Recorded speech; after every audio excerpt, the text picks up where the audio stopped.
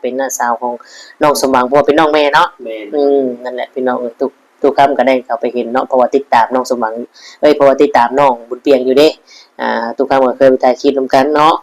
อ่าติดตามแล้วก็เบิ่งโอ้เนาะพี่น้องเบิ่งแรกๆก็มีความสุขดีเนาะแต่ว่าเบิ่งน้องสมหวังเพิ่นก็คือจะอ่าแบบนึงนะพี่น้องเนาะแต่ว่าเรื่องราวที่มันเกิดมาเนี่ยมันเกิดขึ้นแล้วเนาะบนทั้งโลก AI บนทั้งโลกโซเชียลบนทั้งโลกความเป็นจริงเนาะต่างคนต่างคอมเมนต์ด้วยทุกยุคทุกออนไลน์โลกยังกะค่อนข้างสิมองว่าน้องสมหวังเนี่ยบ่ได้ฮักผู้ใหญ่เพิ่นเนาะน้องสมหวังแค่หวังแต่งด้วยความอยากสบายหรือว่ามีเงินและอยากมีผลประโยชน์เพื่อสิอยากไปเบิ่งประเทศนอกหรืออเมริกาเนาะพี่น้องเนาะนี่คือในมุมมองของ FC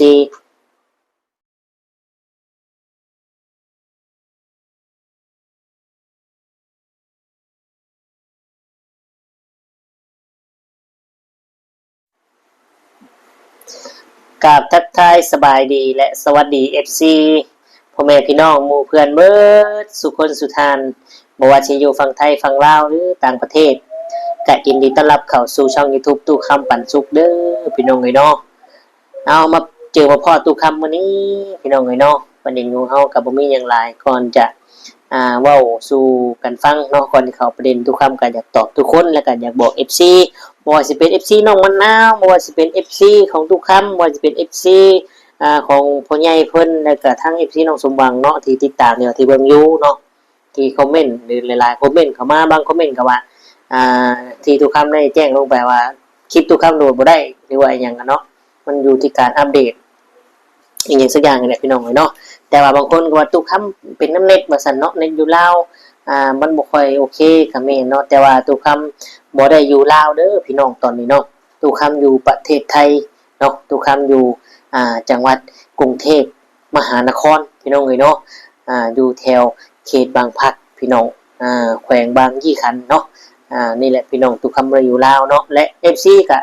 ส่วน FC น้องมะนาวก็ว่าอัปเดตน้องมะนาวแน่เนาะตู้คำบ่ได้อยู่บ้านพี่น้องเอ้ยเนาะตู้คำลงมาสู่ชนทำงานอยู่ประเทศไทยจะเข้าปีแล้วพี่น้องจะฮอดปีแล้วเนาะเพราะว่าตู้คำเนี่ยจะฮอดปีเนี่ยตู้คำจะขึ้นไปดำหน้าเนี่ยขึ้นไปทำหน้าเองเนี่ยคือฮอดปีเนาะตู้คำจะขึ้นไปทำหน้าทุกปีพี่น้องแล้วทำหน้าเนี่ยก็จะอัปเดตทั้งทีมงานผีกองก้อยน้อยแล้วก็ทั้งน้องมะนาวพี่น้องเอ้ยเนาะแต่ว่าปีนี้เนี่ยทีมงานผีกองก้อยน้อยเนี่ยบ่ฮู้ว่าจะได้มาประชุมกันหรือว่ามาซอยตู้คำอีกบ่เนาะเพราะว่าทีมงานเพิ่นก็ใหญ่กันเบิดแล้วพี่น้องเอ้ยเนาะส่วนน้องสมรักก็เพิ่นได้ลงมาอยู่เมืองไทยอยู่กรุงเทพเนาะจะเข้าโรงเรียนอยู่วัดลวกบางบำรุของเฮานี่เองที่ตู้คำได้อัปเดตไปตลาดตลอดตู้คำก็ถ่ายให้เบิ่งตลอดเนาะพี่น้องเนาะเพราะว่าตู้คำก็ไปสมัครเรียบร้อยแล้วให้น้องสมรักตัวทีมงานพีมก้อยน้อยเนาะจะเข้าเรียนศึกษาอยู่ที่ประเทศไทยพี่น้องเอ้ยเนาะนั่นแหละซึ่งตู้คำจึงปีนี้รู้สึกว่าจะเอาจังใดเนาะทางบ้านก็พ่อแม่บ่มีผู้ให้นะเนาะน้องก็มื้ออยู่นำพ่อแม่ก็อยู่บ่ได้ย้อนแต่ว่าบ่มีเงินใช้พี่น้องเอ้ยเนาะบ้านเฮาก็คือว่าหั่นแหละตู้คำก็ฮู้อยู่เฮ็ดจังไดปีนี้พี่น้องมีแต่ว่ารอติดตามเนาะรอติดตามเบิ่งว่าตู้คำจะได้เมื่อเฮ็ดหน้าบ่ปีนี้เนาะถ้าว่าได้เมื่อรับรองว่า FC ของน้องมะนาวเนี่ยจะได้เห็นแน่นอนเนาะจะได้เห็นไอ้เกมนี่ไถนาดำนา เพราะว่าจะมีผู้ใหญ่เพิ่นอุปถัมภ์อยู่เด้จะซื้อรถให้พาน้องมะนาวสร้างเนาะถึงแม้ว่าจะมีอุปสรรคสิมีปัญหาแน่เนาะเพิ่นก็มีปากมีเสียงกับไม่เท่าพี่น้องเอ้ยเนาะเห็นตัวทางตัวซิดเอาลงก็เบิ่งแล้วก็ส่วนไอ้เกณฑ์นี่ก็อีบาปเราได้พี่น้องเอ้ยเนาะเพราะว่าปัญหาบ่ได้แม่นหยังดอกปัญหานี่คือไอ้เกณฑ์เนี่ยอยากมื้อหาลูกเนาะอยากมื้อเยี่ยมลูกอยู่บ้านเพิ่นอยู่ทางใต้ทางปักเซพุ่นแหละพี่น้องเอ้ยเนาะตอนแรกว่ายามดำนาเด้สิเอาลูกขึ้นมาเยี่ยมมายามเนี่ยมาดำนาซอยเลยเนาะเพิ่นบอกกับแม่เฒ่านะแต่บัดนี้แม่เฒ่าก็ว่ามึงสิเอามาหยังบ่แม่นเชื่อบ่แม่นสายเลือดกูอีหยังประมาณนี้นะพี่น้องเอ้ยเนาะก็ขอโทษนำที่เว้าบ่สุภาพพี่น้องเนาะนี่ก็คือเว้าตามที่แม่น้องมะนาวด่าลูกเขยพี่น้องเอ้ยเนาะ เป็นหยังทุกคำคือฮู้พี่น้องFC เป็นทุกคำคือฮู้ทุกคำฮู้เนาะเพราะว่าผู้ใหญ่เพิ่นน่ะก็ถือสายคุยกับแม่น้องมะนาวอยู่เนาะถือสายได้อยู่ได้จังหวะเพิ่นให้กันด่ากันก็บ่เคยพอดีบาดนี้แม่เพิ่นก็ยังทันได้วางผู้ใหญ่ผู้นั้นน่ะพี่น้องเพิ่นก็โทรมาเล่นน้ำทุกคำโทรมาเล่าเรื่องสู่กันฟังแล้วก็ถามกันว่ามันเป็นจังไดผิดบ่นั่นนี่ผิดบ่ซั่นซี่การที่เอาลูกพัวหรือว่าลูกติดเนี่ยมาเยี่ยมมายามมาเข้าหมู่บ้านโคกใหญ่ผิดบ่เพิ่นว่าเนาะทุกคำว่าบ่ผิดเนาะบ่ผิดเพราะว่ามาเยี่ยมมายามและคนมาก็บ่ได้เป็นคนล้มคนตายบ่ได้เป็นคนหายจากบ้านโคกไปบ่ได้ไปเฮ็ดผิดมานทางท้องที่อื่นมาเสียเคราะห์เสียหมู่ว่าบ่แม่นพี่น้องเนาะมาเยี่ยมมาหาได้คือจัง FC ทุกคนเนาะที่ฮักให้ทุกคำอยากมาเยี่ยมมาหาอยากมาพักมาเช่าอยู่เฮือนทุกคำก็ได้นะพี่น้องมันบ่เกี่ยวมันอยู่ที่คนเฮามันอยู่ที่ทุกคำจะเดินเรื่องแบบใดเนาะแล้วก็อยู่ที่ผู้ใหญ่บ้านพี่น้องเนาะแต่มันก็ต้องเป็นไปตามกฎระเบียบบ้านเมืองเนาะแล้วก็หลักๆเลยเนี่ยคือกินน้ำกินในเนาะพี่น้องเนาะมันต้องมีอยู่แล้วตัวนี้มันมีแต่ใดมาแล้วเนาะหลายคนคือสิเข้าใจพี่น้องเลยเอ้าจะประเด็นเรื่องน้องมะนาวกับอีซีทุกคนก็คือจะเข้าใจเนาะบ้านนี้ว่าตู้คำอยู่ใส่ตู้คำบ่ได้อยู่บ้านเด้อพี่น้องเอ้ยเนาะตู้คำอยู่กรุงเทพมหานครพี่น้องเนาะบ้านนี้เรื่องราวนี่ก็ชัดเจนแล้วละเนาะสำหรับ FC ทุกคนที่ยังสงสัยยังเซตถามตู้คำจะเข้าประเด็นของตู้คำเลยบ้านนี้มื้อนี้พี่น้องเอ้ยเนาะล่าสุดคลิปล่าสุดที่ตู้คำได้อัปเดตลงเป็นคลิปทางช่องของน้องบุญเปียงพี่น้องเอ้ยเนาะซึ่งเป็นน้าสาวของน้องสมบังซีเมนเนาะแมนมอบ่ใช่แมนเป็นน้าสาวเนาะเป็นน้าสาวของน้องสมบังเพราะว่าเป็นน้องแม่เนาะนั่นแหละพี่น้องทุกคำก็ได้เข้าไปเห็นเนาะเพราะว่าติดตามน้องสมบัง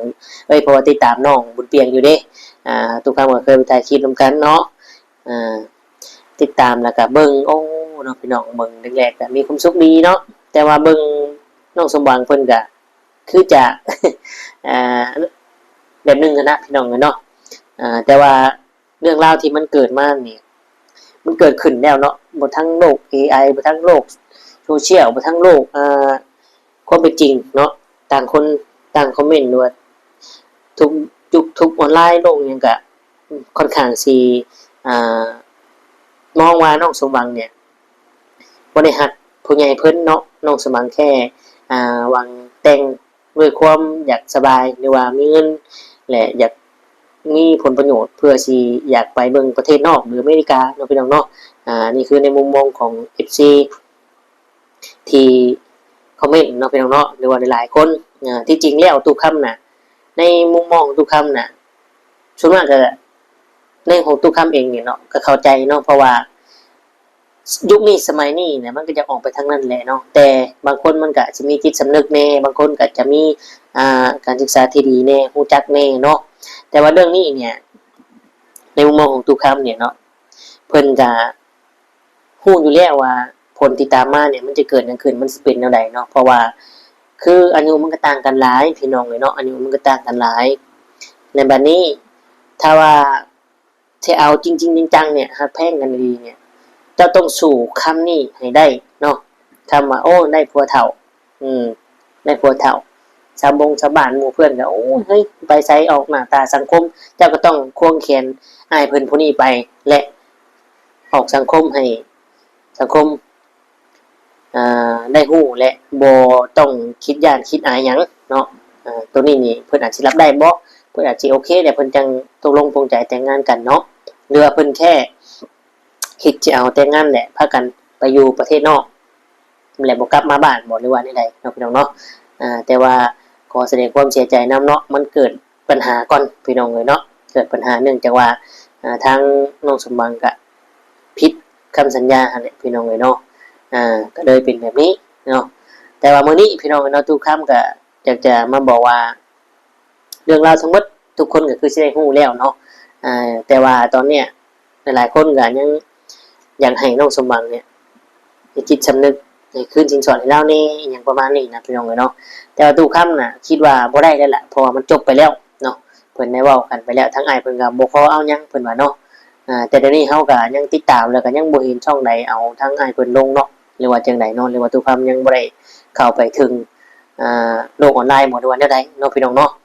แต่ที่ทุกคำยังอัปเดตยังว่าถึงอยู่นี่ก็คือหลายๆคนก็ยังติดตามเนาะว่าน้องสมหวังจะใช้ชีวิตยังไงต่อและทุกคำจะอัปเดตยังไงต่อที่ FC ติดตามหลายๆคนอยากเบิ่งเนาะพี่น้องเนาะ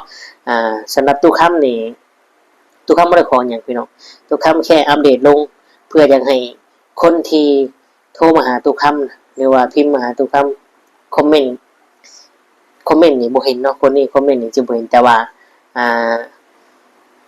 โทรเข้ามาแชทเข้ามานี่เห็นเนาะ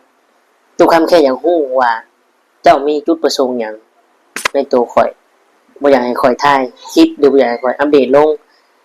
ก็บอกกันคุยกันเนาะแต่ว่าเพิ่นน่ะเว้าในมุมแง่ที่แบบว่าอยากให้ถ่ายแบบคนเอ็นไปทางที่ว่าเข้าข้างคนผิดนะพี่น้องทุกคำเลยคือว่าแนวนั้นเพราะว่าที่เพิ่นยังบ่กล้าเว้าแฮงหรือว่าบ่กล้าหยังเนี่ยมันเป็นเรื่องจริงเนาะข้อมูลออกมาเป็นเรื่องจริงว่าน้องเพิ่นเนี่ยคิดจังใดเนาะหวังดีกับอ้ายเพิ่นหรือหวังหลอกหรือหวังอันตัวเพิ่นเนี่ยคนผู้นี้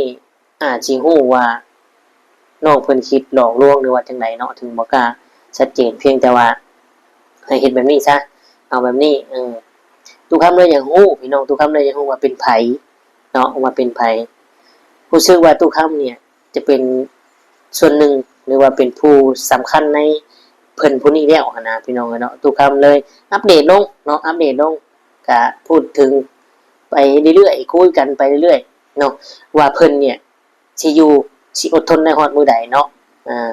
ถ้าว่าทุกคำอัปเดตไปเรื่อยมันอาจมีจังมื้อที่คำบอกของทุกคำเนี่ยสิไปโดนใจเพิ่นหรือสิไปแทงใจดำเพิ่นเนาะจนจะกัดหำตายพุ่นแหละพี่น้องเอ้ยเพิ่นก็ต้องเฉลยโตออกมาบัดนี้เนาะทุกคำก็จะฮู้ว่าเป็นไผพี่น้องเอ้ยเนาะ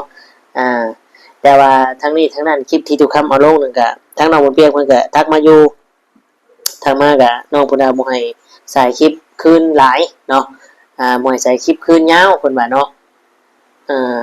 เป็นไปได้ก็คือบ่ใส่คลิปคืนดีกว่าเพราะว่ามันสิกลายเป็นคลิปซ้ำกันเพิ่นว่าเนาะพี่น้องเนาะ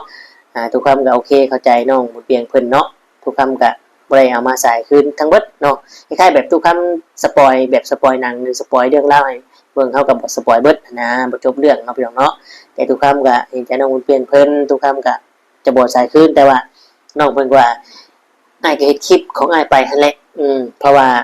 น้องก็บ่ได้ฮู้เรื่องหยังกับชุมเพิ่นน้องบนเปียกเพิ่นว่าแนวนี้เนาะพี่น้องเนาะน้องบนเปียกเพิ่นว่าแนวนี้บ่ได้ฮู้เรื่องหยังกับชุมเพิ่นระหว่างสาวไร่กับเอื้อยของน้องบนเปียกเพิ่นเองเพิ่นก็บ่ได้ฮู้หยังเพิ่นว่าเนาะอ้ายก็เฮ็ดคลิปของอ้ายไปโลดเพิ่นว่าน้องขอแค่ว่าบ่ให้เอาคลิปของน้องเนี่ยมาใส่คืนจนมันซ้ำกันแหละมันสิมีปัญหาทางช่อ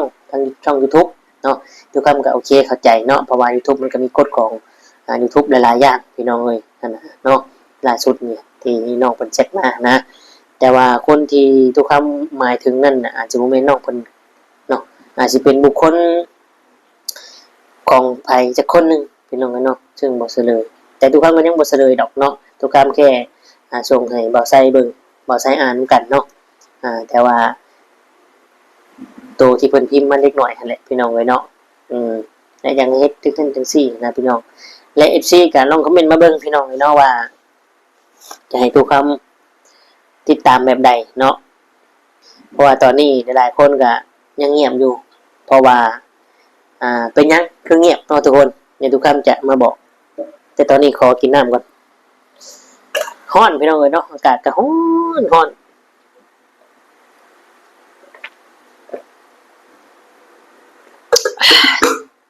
น้ำเย็น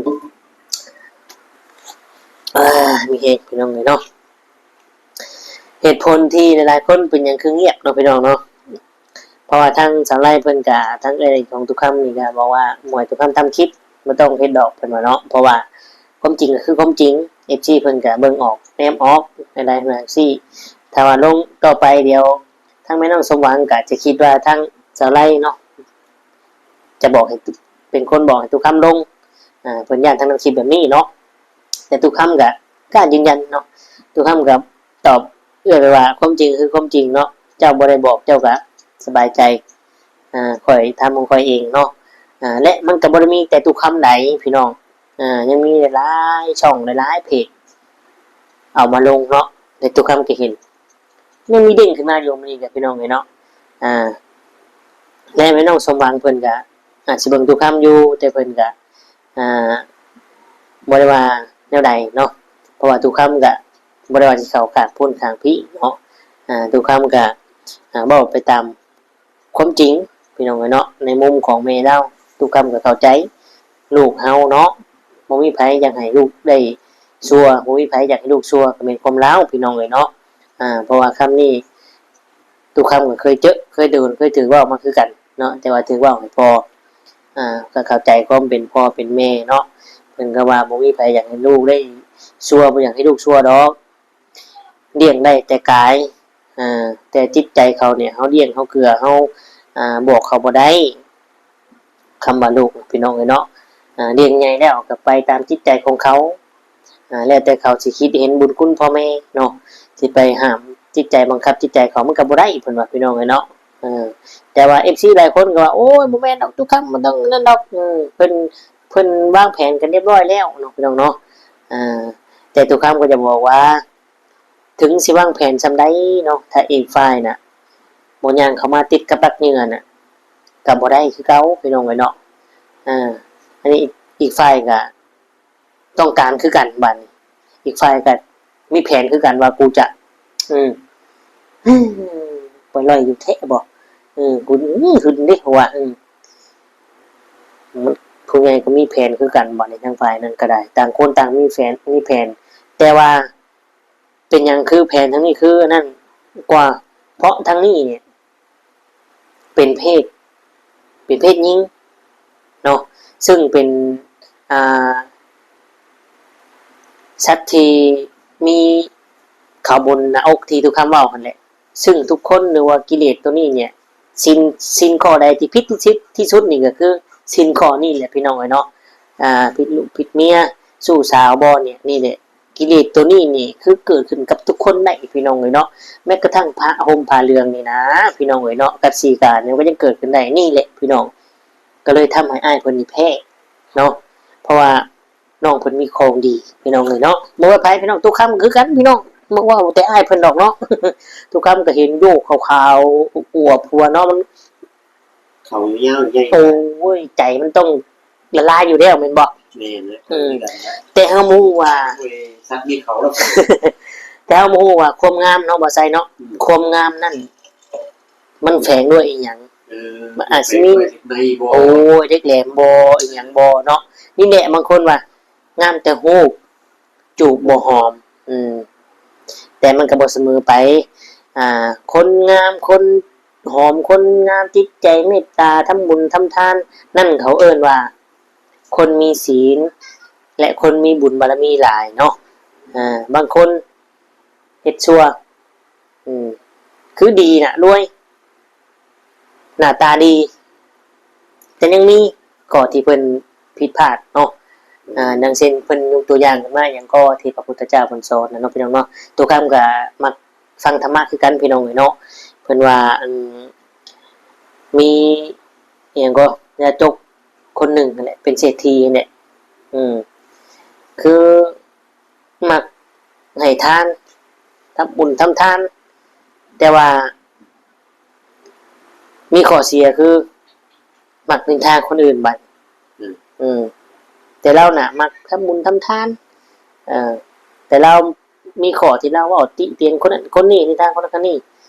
เกิดมาเราก็ร่ำรวยเกิดจากการให้ทานเนี่ยคำว่าร่ำรวยของเรานะแต่